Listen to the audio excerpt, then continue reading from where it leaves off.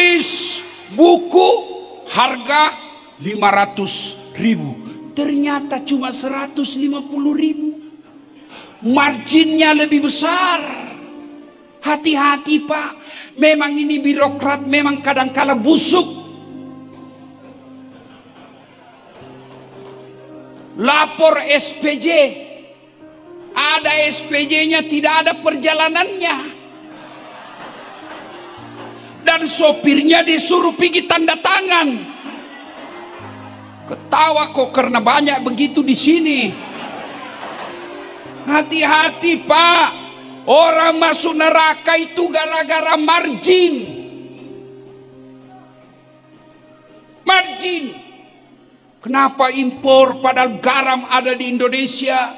Kenapa impor padahal ada? Ya gara-gara pengusaha kadangkala cari margin. Selisih harga, hati-hati Pak. Selisih harga yang kau dapat secara batil, tidak halal, apalagi kau sunat hak-haknya yatim piatu. Tunggu, kalau kau tidak dapat KPK-nya Indonesia, kalau kau tidak dapat polisinya Indonesia karena kau bisa mainkan hukum, percaya malaikatnya Allah tidak bisa kau tipu. Hati-hati Pak yang ngurus-ngurus anggaran. Hati-hati, besar tanggung jawabnya. Anak yatim jangan disunat anggarannya. Panggil. Ini ada proyek pengadaan tas anak yatim. Anggarannya dibawa 200 juta. Penunjukan langsung saja tim sukses. Kau dulu waktu pilkada kan banyak bantu baju seragam, kau bantulah ini. Lapor sama Pak Bupati anggaran 200 juta, realisasinya di lapangan hanya 150 juta. 50 jutanya yang akan menyiksamu dunia sampai akhirat.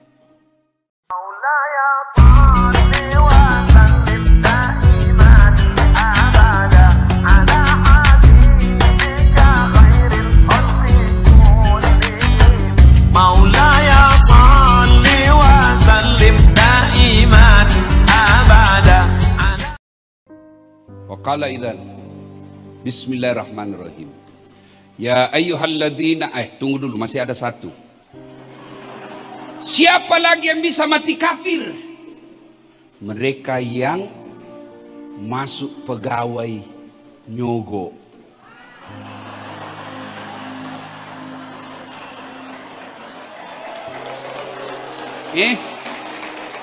Kenapa bisa Ustadz?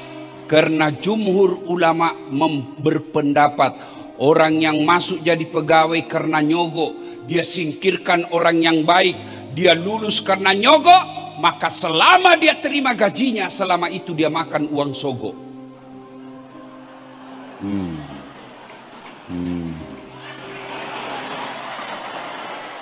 Makanya jadi pegawai bayar 500 juta. Sampai pensiun kau tidak bisa kembalikan itu 500 juta. Berapa gajinya pegawai? 500 juta sampai pensiun tidak bisa. Pegawai itu kan gali lubang tutup lubang. Tidak percaya? Tanya pegawai yang ada di sini. Mana ada pegawai yang tidak masuk kursus SK-nya di bank? Masuk semua itu kredit. Kenapa kau tahu Ustaz? Karena saya juga pegawai. Ayo, saudaraku, anak-anak yang baru akan mendaftar PNS, polisi, tentara, ASN, tidak usah kau nyogok. Termasuk anggota DPR yang terpilih karena nyogok. Kau larang anggota DPR nyogok, baru kau minta siap menerima serangan fajar. Ini ibu-ibu majelis taklim sekarang sudah matre. Begitu pilkada datang, siapa anggota kami 400 orang, tapi mohon Pak baju seragam. Jangan. Ayo, Kalau ada yang kita kata tidak bisa orang jadi pegawai, tidak nyogok, demi Allah, saya beberapa saudara jadi pegawai, tidak ada yang nyogok. Nah, kalau Allah yang berkehendak, pasti tercatat namamu di kelulusan. Kalau tidak lulus, berarti yang kau minta tidak baik. Tamat SMA dulu saya daftar tentara. Mudah-mudahan bisa jadi akabri penerbang. Ternyata tes fisik tidak lulus. Kenapa? Ceper. Tidak cukup tinggiku. Temanku lulus waktu itu polisi. Sekarang dia satu bunga. Kompol. Reserse. Pakai baret merah. Saya pakai baret putih karena jadi ustadz. Alhamdulillah dengan baret putih yang saya pakai, mulai baret hitam sampai baret merah saya caramaiko semua. Sudahlah, daftar aja, belajar aja, ikuti proses, lengkapi administrasi, tidak lulus, berarti bukan itu yang baik. Caleg tidak usah sogok. Kau tidak lulus jadi caleg, tidak terpilih anggota DPR. Allah tahu kalau kau terpilih anggota DPR, kau korupsi masuk KPK. Enak toh. Bapak Ibu saudara-saudara sekalian, teristimewa yang kita hormati Bapak Bupati dan Ibu Wakil Bupati, Bapak Kapolres, Bapak Dandim, Bapak Kajati, Bapak Sekda, dan bapak-bapak semua, kepala dinas, staf ahli, ahli yang tidak ada stafnya, yang semua saya hormati, yang insya Allah dicintai dan disayangi Allah Subhanahu wa Ta'ala. Ayo, saya mau bertanya dan yang bisa jawab saya kasih hadiah. Adik-adik nih yang sudah dihaitan atau dapat hadiah tadi, ada yang hafal surah Al-Ma'un yang dibaca qori kita tadi? Ada yang hafal? Surah Al-Ma'un. Ada? Tidak ada? Mana? Ayo. Sini. Sini. Hadiah. Uang merah. Ayo, siapa? Hah? Siapa yang hafal? Tidak ada? Waduh. Saya yakin banyak yang hafal, cuma dia tidak tahu nama surahnya ini. Kalau saya baca pasti, oh itu. Kalau layangan putus, nah hafal. Ayo. Siapa yang hafal? Sini. Kalau begitu, ada. Kalau begitu, pegawainya lagi, ASN. Ada yang hafal? Jangan kasih malu bupatimu, bos. Mana? Ayat ini yang hampir semua kita hafal. Tapi kadang kita hafal dan kita baca, ternyata ayat itu ngena diri kita. Kenapa? Karena kita tidak tahu makna ayat itu. Ara'aital ladzi yukadzibu biddin. Tahu ndak kamu pendusta agama? Bayangkan, capnya pendusta agama. Apa yang dimaksud pendusta agama? Puasanya dusta, hajinya dusta, ngajinya dusta. Bahkan ada ulama mengatakan sahadatnya pun dusta. Tahu dusta? Bohong. Puasanya bohong, hajinya bohong, bahkan sholatnya bohong, bahkan sahadatnya pun bohong, tipu daya saja. Siapa mereka yang termasuk kategori? Kasih masuk dulu. Pendusta agama, satu, mereka yang menghardik anak yatim. Pak Bupati sadari ini, Maka Pak Bupati setiap ulang tahun, ayo festival anak yatim. Saya awalnya tidak mau datang ke sini karena ada acara saya di Medan. Tapi ketika Pak Bupati katakan festival anak yatim, saya takut masuk kategori pendusta agama. Siap datang. Alhamdulillah. Hati-hati panitia. Ada panitia? Biasanya kesrah.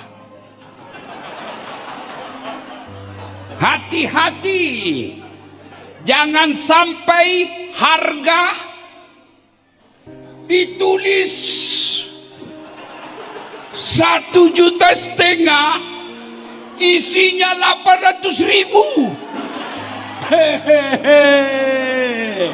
Hati-hati kau cilaka. Nah belender kau malaikat nanti. Hati-hati. Termasuk sekda yang tanda tangan. Hati-hati. Ini anak yatim, bos. Bayangkan, menghardik saja anak yatim, Allah katakan kamu pendusta agama. Apalagi kalau kau potong jatahnya mereka.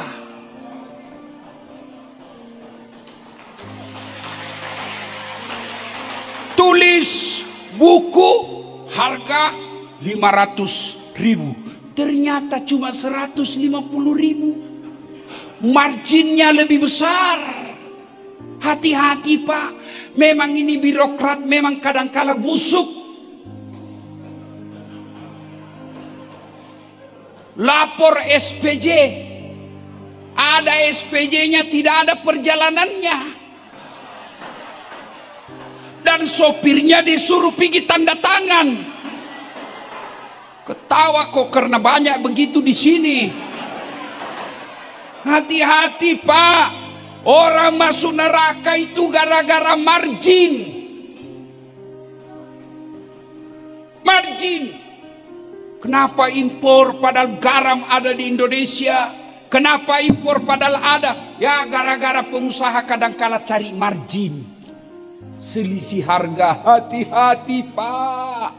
Selisih harga yang kau dapat secara batil, tidak halal, apalagi kau sunat hak-haknya yatim piatu. Tunggu, kalau kau tidak dapat KPK-nya Indonesia, kalau kau tidak dapat polisinya Indonesia, karena kau bisa mainkan hukum, percaya malaikatnya Allah tidak bisa kau tipu. Hati-hati Pak, yang ngurus-ngurus anggaran. Hati-hati, besar tanggung jawabnya. Anak yatim jangan disunat anggarannya. Panggil.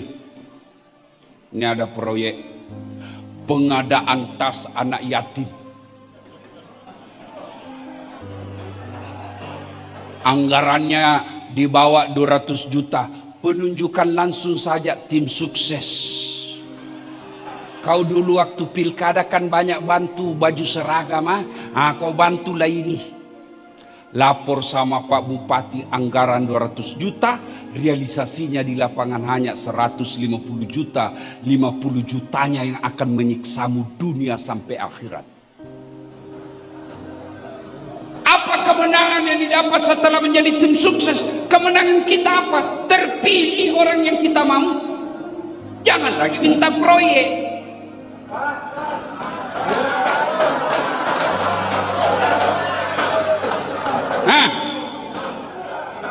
Gaspol atau rem-rem?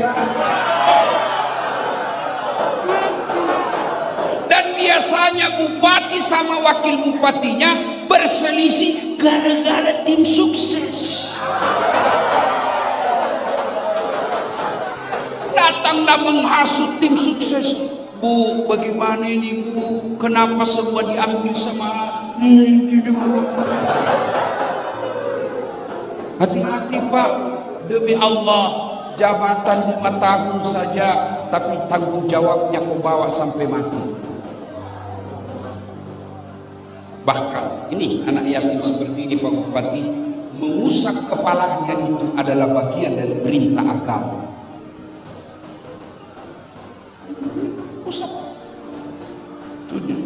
Kalau dia makin panjang rambutnya itu bawa mereka kalau diusap. Anak yatim. Bukan ibu-ibu yang panjang rambutnya.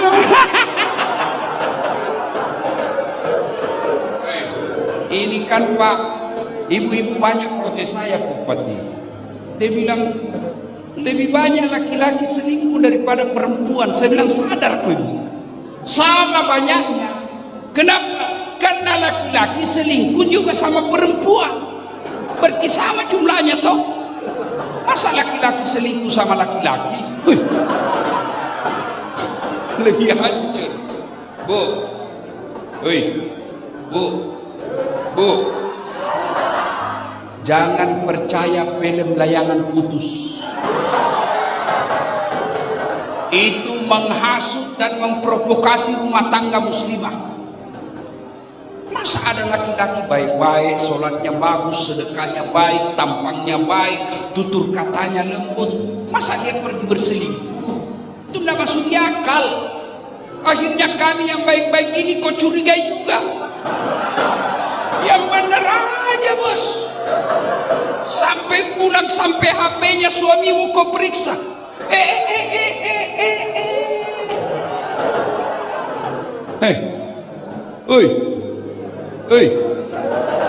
Dengar baik-baik. Kami ini laki-laki tergantung istri.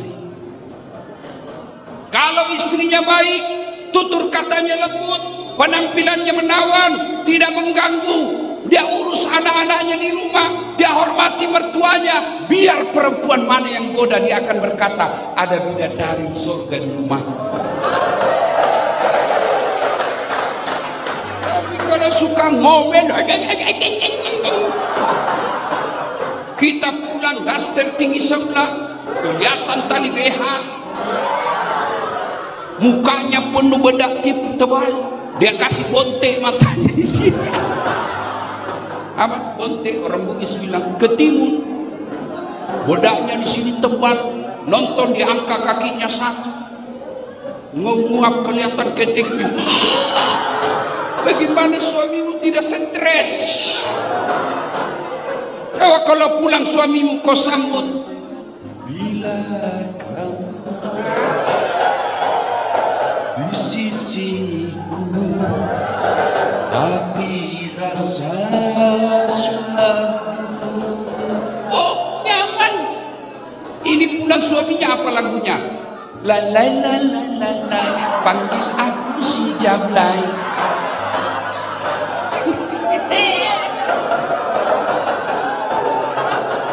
Ya, lain kali kita bahas ini, lain kali ya. Dah bosan anak yatim. Maka mereka yang menghardik anak yatim piatu, membiarkan mereka terlantar demi Allah, biar hitamnya jidatnya sholat, Senin Kamis dia puasa, tahajud tiap malam, tadarusnya rajin. Dia biarkan anak yatim terlantar di samping rumahnya. Apalagi anak yatim itu ada di rumahnya dan dihardik, dimaki, dipekerjakan melebihi kekuatannya, maka kalian termasuk industri. Lihat, maka mudah-mudahan program ini, Festival Anak Yatim, Allah dan Rasulnya tersenyum melihat Kabupaten Bone Pulang. Tapi catatan tadi itu panitianya bilang kok cari margin. Kalau sepatunya harga 50.000, tulis itu 50.000 dan sewajarnya kau tambah 1.000, jangan kau malah ambil. Ada yang tanya, Ustadz, ibu-ibu tanya, kenapa istriku, suamiku ndak betah di rumah? Kenapa saya kau tanya? Mestinya kau tanya dirimu, kenapa bisa suamimu tidak betah? Bagaimana mau betah kalau ngomel kau terus? Lihat itu di medsos ibu, yang tentara bunuh diri. Apa penyebabnya? Capek di ngomeli istrinya. Hati-hati kok. Jangan pura-pura ndak dengar. Kalau dikasih tahu lain cerita. Dia kira barangkali gampang jadi suami. Tenang kok Pak, kubela kok hari ini. Takut kuliah mukamu muka takut sama istri lu. Dengar itu. Ya, ndak gampang jadi suami. Dan juga, tapi biasanya itu perempuan kerja karena sayang sama suami. Kenapa istri? Karena dia datang, kasihan Pak. Biarlah saya bekerja supaya tambah-tambah penghasilan. Saya kasihan lihat kau. Nah, kenapa perlu tambah-tambah penghasilan? Karena kredit. Ambil kok kredit mobil, ambil kok kredit rumah, ndak cukup gaji, akhirnya pusing tiap bulan. Waduh, aduh, itu tukang kredit kalau datang Pak, selalu baik ceritanya itu. Oh Bapak, kalau makin semangat Pak, karena ada target yang dikejar. Kalau pulang kampung sudah tidak perlu lagi naik bus, Bapak satu keluarga naik mobil. Itu enak-enak semua dia cerita. Dia tidak ceritakan kita bagaimana kalau bannya rusak. Bagaimana kalau dia tabrakan. Tidak pernah dicerita itu Pak. Akhirnya apa? Tadinya gaji kita yang 9 juta mestinya cukup. Tapi karena selera, akhirnya ada kreditan yang harus dibayar. 20 juta kewajiban kita dalam 1 bulan. Akhirnya apa? Kantor kita, kerja kita apa? Mulailah kita culas. Mulailah kita cipta kondisi. Mulailah kita menghalalkan segala cara. Untuk apa? Kejar target. Demi Allah saudaraku yang ada di sini, tidak mungkin ada pegawai kantor keuangan negara, gedung keuangan negara ini mati kelaparan. Tidak mungkin. Bohong kalau kau bilang ada pegawai mati kelaparan di sini Ustaz. Tidak mungkin. Itu berarti rezeki sudah cukup dari Allah. Lalu kenapa hidup kita selalu susah? Karena gaya hidup kita melebihi yang rezeki Allah kasih. Kalau gaji 9 juta, gaya hidupmu 8 juta aman tiap bulan. Yang jadi tidak aman, gaji 9 juta, gaya hidup 20 juta. Maka tidak bisa tenang kita. Di kantor dimarah-marahi, kejar target dan sebagainya. Sampai di rumah dimaki-maki sama istri. Apa gara-gara kau ini? Padahal dia juga nikmati.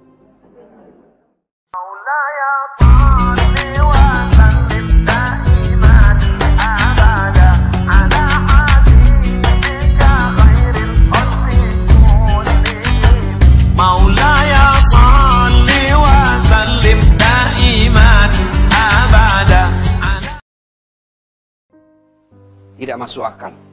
Tapi kalau Allah yang tolong kau bos, pasti. Tidak masuk akal bagaimana pegawai honor bisa haji. Jangan kau pikir bagaimana caranya. Biar Allah yang aturkan kau caranya. Kau bekerja saja lillahi ta'ala. Tiba-tiba dapat kau hadiah. Bagaimana caranya kita bisa sekolah. Jangan kau pikir. Yang kau pikir kau perbaiki kerjamu. Allah yang carikan kau kerja. Caranya. Bagaimana caranya saya bisa haji? Kamu memang tidak bisa pikir gimana caranya gaji 9 juta kehidupan ini sekarang ini.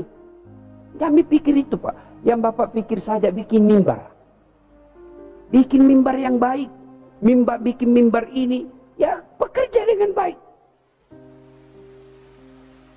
Biar Allah yang turunkan pertolongannya. Kalau Allah yang menolong kita, tidak ada yang mustahil di sisi Allah. Maka makna hijrah kali ini adalah mari bekerja dengan sebaik-baiknya. Tunjukkan prestasi dengan sebaik-baiknya. Bikin mimbar sebaik-baiknya. Biar Allah yang ngatur. Tiba-tiba Bapak ini yang masih muda-muda bisa jadi kepala kanwil di sini. Alhamdulillah bisa jadi staf ahli menteri di Jakarta. Bikin aja mimbar. Biarkan nanti mimbar itu kemana perginya, Allah yang ngaturkan. Nah, yang berikutnya, poin ketiga. Hijrah dalam konsep pengertian sejarah pindahnya Nabi hanya sekali terjadi. Tapi hijrah dalam arti berkaitan dengan dosa, maka hijrah itu adalah taubat. Mana ada manusia yang tidak ada dosanya? Mana ada Pak? Nih, kita semua di sini. Muka-muka penuh dosa sama kita ini, Pak. Istri aja kita tipu. Di sini rapat. Merapat, ternyata pergi merapat. Ada yang tanya, Ustadz, ibu-ibu tanya, kenapa suamiku tidak betah di rumah? Kenapa saya kau tanya? Mestinya kau tanya dirimu, kenapa bisa suamimu tidak betah?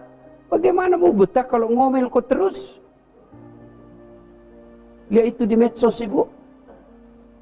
Yang tentara bunuh diri. Apa penyebabnya? Capek di ngomeli istrinya. Ini hati-hati kok. Hei, jangan pura-pura ndak dengar.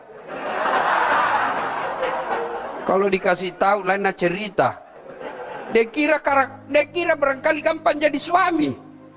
Tenang kok, Pak, kubela kok hari ini. Takut kuliah mukamu muka takut sama istri lu. Dengar itu. Ya, ndak gampang jadi suami. Dan juga ndak gampang jadi istri. Coba lihat deh, dia bantu ku kerja, jadi pegawai lagi di sini. Apa perempuan haram kerja? Ndak. Selama dapat ridha dari suami dan fungsi jalan. Apa itu fungsinya? 1 sebagai ibu, 2 sebagai istri. Selama dia jalankan fungsinya sebagai istri, jalan baik, tidak terganggu, dan fungsi sebagai ibu, jalan baik, tidak terganggu, itulah yang perempuan spesial. Tapi demi Allah, hebat di kantor, bisa sampai kanwil, tapi suami tidak terurus. Anak jadi anak durhaka dan narkoba, demi Allah, 0 kau di hadapan Allah. Tidak ada nilainya perempuan begitu. Sampai kapan kau bisa jaya? Pensiun, wabillahi taufiq wal hidayah. Capuk kau. Maka boleh perempuan bekerja. Tapi biasanya itu perempuan kerja karena sayang sama suami. Kenapa istri? Karena dia datang, kasihan, Pak. Biarlah saya bekerja supaya tambah-tambah penghasilan. Saya kasihan lihat kau. Nah, kenapa perlu tambah-tambah penghasilan? Karena kredit. Ambil kau kredit mobil, ambil kau kredit rumah, ndak cukup gaji, akhirnya pusing tiap bulan. Aduh, itu tukang kredit kalau datang, Pak, selalu baik ceritanya itu. Oh, Bapak kalau makin semangat, Pak, karena ada target yang dikejar. Kalau pulang kampung sudah tidak perlu lagi naik bus, Bapak satu keluarga naik mobil. Itu enak-enak semua dia cerita. Dia tidak ceritakan kita bagaimana kalau bannya rusak. Bagaimana kalau dia tabrakan. Tidak pernah dia cerita itu, Pak. Akhirnya apa? Tadinya gaji kita yang 9 juta mestinya cukup. Tapi karena selera, akhirnya ada kreditan yang harus dibayar. 20 juta kewajiban kita dalam 1 bulan. Akhirnya apa? Kantor kita, kerja kita apa? Mulailah kita culas.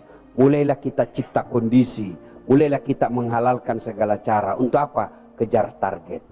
Demi Allah, saudaraku yang ada di sini, tidak mungkin ada pegawai kantor keuangan negara, gedung keuangan negara ini mati kelaparan. Tidak mungkin. Bohong kalau kau bilang ada pegawai mati kelaparan di sini, Ustaz. Tidak mungkin. Itu berarti rezeki sudah cukup dari Allah. Lalu kenapa hidup kita selalu susah? Karena gaya hidup kita melebihi yang rezeki Allah kasih. Kalau gaji 9 juta, gaya hidupmu 8 juta aman tiap bulan. Yang jadi tidak aman, gaji 9 juta, gaya hidup 20 juta. Maka tidak bisa tenang kita. Di kantor dimarah-marahi, kejar target dan sebagainya. Sampai di rumah dimaki-maki sama istri. Apa gara-gara kau ini? Padahal dia juga nikmati. Maka yang terbaik tahun baru Hijriah ini, mari mulai kita tingkatkan hijrah kita dengan bertaubat kepada Allah Subhanahu wa taala atas dosa yang kita lakukan. Bagaimana cara bertobatnya, Ustaz? 1, ada yang tobat bilizan. Memperbanyak kalimat istighfar. Astaghfirullahaladzim azim wa atubu ilaihi la ilaha illa anta subhanaka inni kuntu minadh dhalimin. Apakah istighfar itu hanya berkaitan dosa? Tidak.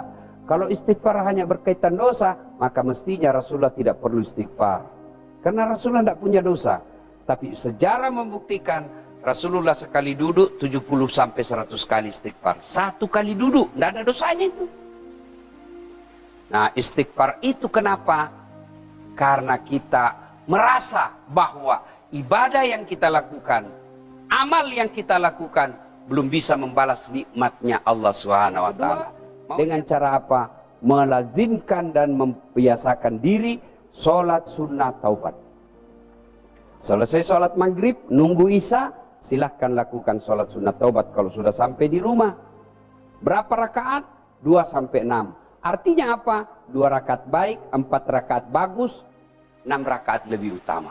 2 rakaat boleh. Apa bacaannya? Sama sholat sunnah yang lain. Niatnya, Bapak kalau duduk, sudah sholat maghrib, nggak ada kegiatan, saya mau sholat taubat. Itulah niat, nggak mesti diucapkan. Mau ucapkan juga boleh. Bagi ulama-ulama yang lain bermazhab Syafi'i diucapkan. Mazhab yang lain diucapkan pun boleh. Makanya jangan heran Pak, Bapak lihat ada orang masuk masjid. Allahu Akbar. Kalau kita kan lama dulu toh. Loading itu.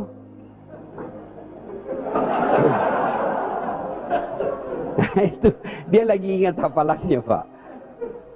Mau ucapkan sholli sunnatal taubat raka'ataini lillahi ta'ala. Bahasa Indonesianya, saya niat sholat sunat taubat 2 rakaat sunnah hukumnya bagi saya lillahi ta'ala. Cara praktis saya sudah menghadap kiblat saja, berdiri tegak baru bilang bagi saja, Tuhan sholat taubat ya Allah. Ya ketawa serius kayak ini. Boleh. Daripada nu tunggu nu hafal. Nggak nu hafal-hafal, nggak sembahyang mah kok. Ya kan? Coba lihat itu kan ada orang sholat, terutama itu di Arab, di Mekah. Coba lihat Pak, orang Arab jalan-jalan masuk masjid langsung takbir. Allahu Akbar. Macam-macam juga takbirnya. Ada yang begini, ada yang begini, ada yang begini. Terserah Pak. Semua itu ada imam mazhabnya. Ada juga saya lihat kayak semangat sekali. Ada juga begitu. Ada, jangan mau celai orang, biar nih, ya silakan. Nah, mudah-mudahan mulai tahun ini, kalau tidak bisa tiap malam, ya 2-3 kali sepekan, pulang kantor, rehat sejenak selesai sholat maghrib, kita lanjut menunggu isya, sholat sunat taubat. Tidak ada kegiatan di kantor, semua pekerjaan clear, jam pulang belum datang. Oke, belum tiba saatnya pulang, pegang tasbih, kita istighfar. Meskipun ada yang katakan, itu tasbih itu bid'ah, tidak ada pada zaman Nabi. Biar nih, yang tidak mau pakai tidak usah, tapi jangan ku bilang sesat orang yang pakai. Kenapa orang pakai Pak? Itu kalau Bapak pegang tasbih, orang Bugis bilang pilang, itu kan ada target. Kita tidak berhenti sebelum sampai itu. Kalau tidak ada biasanya kurang motivasi. Jadi itu sugesti saja. Dan kalau pegang pilam-pilam Pak, orang pegang tasbih, itu mulutnya pasti otomatis ingat Allah. Begitu dia pegang itu pasti dia biasa subhanallah, alhamdulillah. Tidak ada orang pegang tasbih, jalan kote 2, onde-onde 4. Nah, ada toh. Nah, sudah lakukan hijrah, kerjaan kita ini sudah lakukan hijrah, kita memperbaiki diri, apa hadiah? Kan di kantor juga harus ada hadiah. Ketika kita punya prestasi kan ada biasa hadiah dari kantor. Reward. Kalau salah punishment. Nah ini juga Allah kasih hadiah. Kalau kau betul-betul hijrah, maka Allah kasih hadiah. Innal ladzina amanu wal ladzina hajaru wajahadu fi sabilillahi ulaika yarjuna rahmatallahi wallahu ghafurur rahim. Allah akan memberikan rahmat dan berikan ampunan sebesar-besarnya.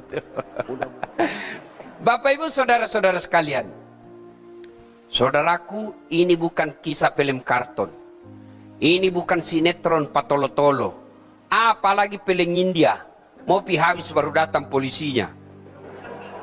Bukan Pak, ini kisah nyata.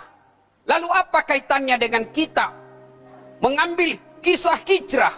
Apa kaitannya?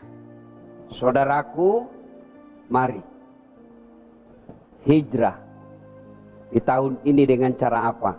Kau buatlah mimbar yang baik. Kau buat mimbar. Siapa yang pakai nanti mimbar ini? Jangan kau urus. Biarkan ada orang yang akan mengisi mimbar itu. Apa artinya? Ayo hijrah, saudaraku. Kalau selama ini kalian bekerja karena cari nafkah, salah tidak, tapi pasti kau capek. Kalau selama ini kamu kerja di gedung ini, cari muka sama Pak Kanwil 4 ini, capek bos. Disuka sama Pak Kanwil sini, ini yang tidak suka. Disuka ini ada suka, capek toh. Kalau Anda kerja di sini karena cari karir, pangkat, golongan, capek. Kenapa? Pasti ada akhirnya. Sehebat-hebatnya Pak Kanwil di sini, tidak mungkin dia Kanwil terus di sini. Kapan batasnya? Pensiun. Ku sudah pensiun masih mau jadi pakai pangkat Kanwil. Dah bilang kau orang gila. Capek toh? Capek toh? Maka apa? Hijrahlah saudaraku, bekerja di sini lillahi ta'ala. Kalian selama ini kerja, tapi kalau cari gaji, memang kau dapat gajimu. Tapi kalau kau lillahi ta'ala, bonusnya lebih besar. Dapat gaji tiap bulan, dapat pahala di akhirat. Mulai besok, sebelum kamu keluar sudah ada wudumu. Kan pasti mandi tiap hari toh? Pasti mandi kan? Saya alhamdulillah sudah 3 kali mandi satu hari ini. 1 kali mandi pagi, 2 kali mandi keringat. Iya kan? Ya. Maka Bapak Ibu selesai mandi, langsung kau wudu. Langsung wudu. Alhamdulillah. Kalau sudah ada wudu, satu. Innallaha yuhibbut tawwabina wa yuhibbul mutatakhirin. Nah, cintai kau Allah. Kalau terbiasa wudu. Kalau Allah telah cinta sama kalian, kecil ini 4 kanwil, kecil. Mau kena mutasi begitu mau nateken, habis tintanya.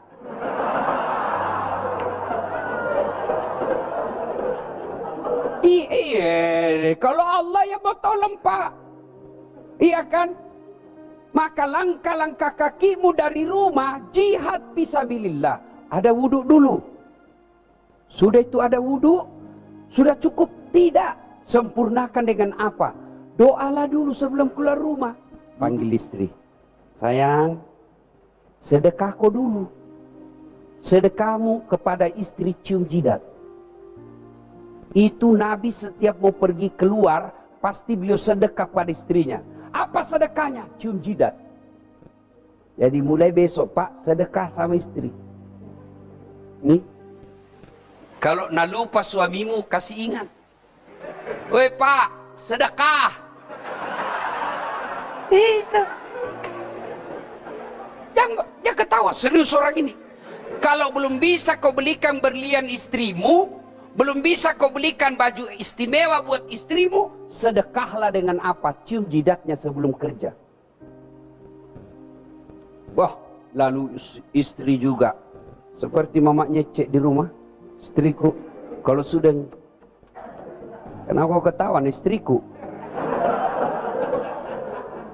Sudah itu dia peluk-peluk dadaku. Dia peluk begini. Baru dia bilang apa? Ustaz, ridhoi saya, ridhoi saya, ridhoi saya. Baru berangkat. Ajal kita tidak tahu Pak. Ajal kita tidak tahu. Coba lihat itu, kasihan berapa banyak orang pagi-pagi keluar cari nafkah, wafat, jenazah yang balik. Pergi cari nafkah siang-siang, tabrakan mobilnya, jenazah yang balik. Bayangkan kalau Anda tidak sempat minta ridha, tidak sempat saling memaafkan, masih bermusuhan, meninggal, apa masih tenang hidup kita Pak? Maka biasakan setiap keluar rumah, tenang hati. Peluk istri, lupakan pertengkaran semalam. Peluk suami, minta ridha. Lalu lepas suamimu dengan doa. Wah, sepanjang jalan Pak, kata Nabi, langkahmu jihad. Bukan bom gereja, jihad, jahat namanya itu bos. Ada apa rumah ibadahnya orang kau mau bom? Dia sesat urusannya, kau tidak tanggung kesesatannya. Tapi begitu kau bom, bukan cuma dosa kau dapat, kau rusak Islam yang rahmatan lil alamin. Yang biasa kita kan tidak siap berbeda pendapat. Baru belajar agama 3 bulan, rasanya dia pemilik neraka. Biasa iya mu bos, santai mako.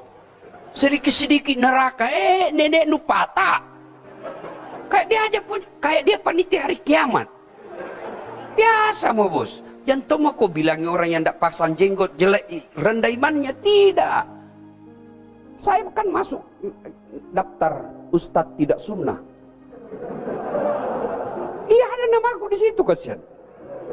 Ustadz tidak sunnah. Karena alfabetis kita aku cari namaku, oh di D das atlatif, oh male. Saya komplain, kenapa kau bilang saya tidak sunnah? Dia bilang, buktinya kau tidak pelihara jenggot. Ya mau dia apa kau tidak mau tumbuh?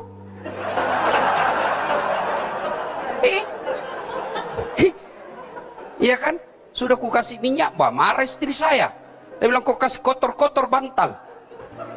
Sudah nanti. Nah, kita casing gitu. Hijrah itu tidak harus. Kan anak-anak sekarang, dulu kita kalau nakal ki, lalu baik ki namanya taubat. Sekarang kan hijrah. Hijrah itu tidak sekedar pelihara celina jingkrang, enggak. Kalau bapak mau silakan, tapi jangan kau bilang sesat yang tutup mata kakinya. Enggak, karena berbeda pendapat dalam Islam itu biasa. Kalau kau maki dia, kau hina dia, kau dapat dosanya. Tapi kalau dia sesat dan kau tidak hina kesesatannya, kau tidak tanggung. Tapi begitu kita lecehkan, kita hina, kita ikut berdosa. Karena dia makhluk Allah. Kita kewajiban sebagai orang Islam mendakwakan saja, bukan memberi hidayah. Dakwakan saja. Oh, kalau di sini tidak cocok ini saya bahas ini. Marah dia tidak nak panggil mak lagi. Oh, cocok bahas ini. Supaya apa? Mereka mau dengar dakwah saja dulu. Sudah mau dengar dakwah buat mereka, itu sudah prestasi seorang dakwah. Soal dia mau dapat hidayah, dia mau kecampuri urusannya Allah. Siapa pengkak lu bos?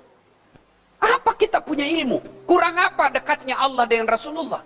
Kurang apa? Tapi kalau Allah tidak kasih hidayah pamannya, tidak. Abu Lahab itu pamannya Nabi. Jangan Toma kau bilang, apa ceramah-ceramah itu? Istrinya saja tidak jilbab. Siapa kita ini? Kemanakannya saja masih nakal. Siapa? Nabi. Kalau begitu, prinsipmu tidak sampai Islam ke otakmu. Kenapa? Karena pamannya sendiri Nabi itu jahat. Abu Lahab. Saudaranya bapaknya Nabi itu bos. Maka berbeda pendapat biasa. Ya. Kalau orang mau pelihara jenggot, jentom mau kucelai. Tidak rapinya, urusannya orang. Otakmu yang kotor. Soalim. Biar urusannya orang, jangan mau kecampuri. Orang juga tidak mau pelihara jenggot, jentom mau kubilang tidak sunnah. Nah, kita lanjut. Ayo saudaraku, sudah wudhu. Allahu Akbar. Kalian bersyukur dikasih baju dinas warna putih. Itu sunnah. Alhamdulillah. Anda kalau lillahi ta'ala bukan sekedar menaati aturan kantor, Anda juga menegakkan sunnah. Warna putih ini warna sunnah yang dicintai Rasulullah. Coba kalau disuruh kau pakai baju hitam. Ya kan? Alhamdulillah. Sudah itu keluar langkah-langkah kaki nilai jihad. Kenapa bisa? Kan tadi sudah ikrar. Solatku, ibadahku, hidup matiku, serahkan segalanya kepada Allah. Bayangkan dari BTP berapa langkah kaki. Apalagi kalau jalan ki begini deh. Tuh, naik lantai 4, turun lagi, naik lagi 10 kali itu bolak-balik satu hari. Berapa langkah kaki itu? Apalagi putar-putar. Lillahi ta'ala. Hijrah mulai besok Pak. Setiap mau keluar, amalkan ini. Sudah ada wudhu, tutup auratnya. Ibu-ibu yang pakai jilbab, alhamdulillah, tapi jangan sempit-sempit. Kadang tong pakai jilbab sempit-sempit, Pak. Itu tidak memenuhi syarat. Bapak-bapak juga yang suka sepeda, Allah larang olahraga, sunnah, tapi jangan kau sempit-sempit celanamu. Itu ibu-ibu tersinggung. Kau larang istrimu sempit-sempit, tapi kau pergi olahraga sempit bajunya, sempit celananya. Tidak malu kok itu dilihat mereka. Kecilnya lagi.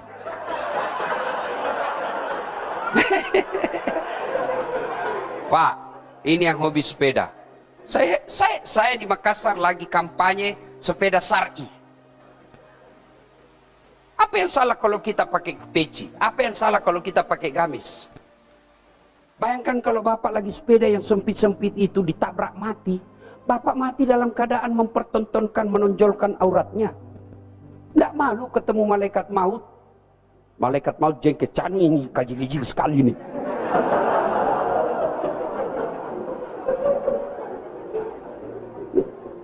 Sampai di kantor. Hijrah. Kalau bapak selama ini melayani orang karena lihat kewajiban pegawai, tidak Pak. Layani dia karena hamba Allah. Memuliakan dia. Bagaimana cara memuliakan? Ingat itu firman Allah, wa ma khalaqtul jinna wal ins illa liya'budu. Berarti dia datang juga ini untuk ibadah. Tapi dia sedikit pajaknya. Jangan lihat sedikit pajaknya. Sedikitnya itu kita hargai karena sedikit aja dia mampu melaksanakan tugasnya. Dan dia datang menyetor, bos. Dia datang meskipun sedikit, hargai. Bukan cuma pajaknya yang kita hargai, tapi apa kita hargai? Dia makhluk Allah. Dan makhluk Allah namanya manusia lebih mulia dari malaikat. Tidak ada dalam Quran. Manusia fi ahsani taqwim, sebaik-baik ciptaanku itu manusia. Kenapa malaikat disuruh judud? Hormat kepada Adam ketika diciptakan Adam. Kalau Allah sampaikan ini makhluk saya paling mulia. Meskipun dia tidak sarjana, meskipun dia kasihan seadanya ilmunya, hormati dia. Kalau itu niatmu bekerja, insya Allah pahala. Cuma karena kita kerja cari cuan. Kalau pembayar pajak besar, dilayani dia baik. Coba, cipta kondisi. Pura-pura susah, digambarkanlah susahnya ini Pak. Dan dia bilang, gampang Pak, saya bisa bantu. Tapi mengerti maki Pak? Apa masuk nu cilaka?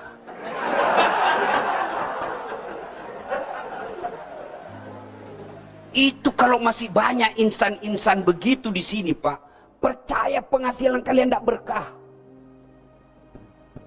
Penghasilan tidak berkah. Keterlaluan kalian kalau tidak kerja dengan baik. Saya bisik-bisik Pak Kanwil tadi. Berapa paling rendah gaji orang di sini? Paling rendah Ustadz 9 jutaan. Lihat ini namaku bos. 2 doktorna. Dosen. Menguji orang skripsi Pak. Bertengkar orang dalam ruang ujian mempertahankan anak didik tak. Berdarah-darah otak Pak. Berjam-jam kita baca. Kita koreksi. Berapa gaji bos? 150.000 satu kali ujian anak mahasiswa. 3 bulan baru dibayar. Potong pajak. Jangan ketawa, serius kayak ini. Coba Pak, Bapak ini gajimu luar biasa bos. Apa sih namanya itu? Teknemu saja. Dia mau gitu aja. Papan gantung namamu. Itu baru dilihat sudah spesial Pak. Eksekutif punya. Bayangkan security. Security-nya saja di sini Pak, mirip polisi. Luar biasa. Nah bilang Ustaz, selama kami pakai baju seragam ini Ustaz, kami dikira polisi. Alhamdulillah, tapi saya bilang kau rugikan polisi. Polisi dikira satpam. Ayo, saudara, mari hijrah, bekerja lillahi ta'ala. Kalau Anda bekerja lillahi ta'ala, Orang yang Anda layani tenang. Orang yang Anda layani merasa enak perasaannya. Begitu dia enak perasaannya, kamu akan dapat yang halal.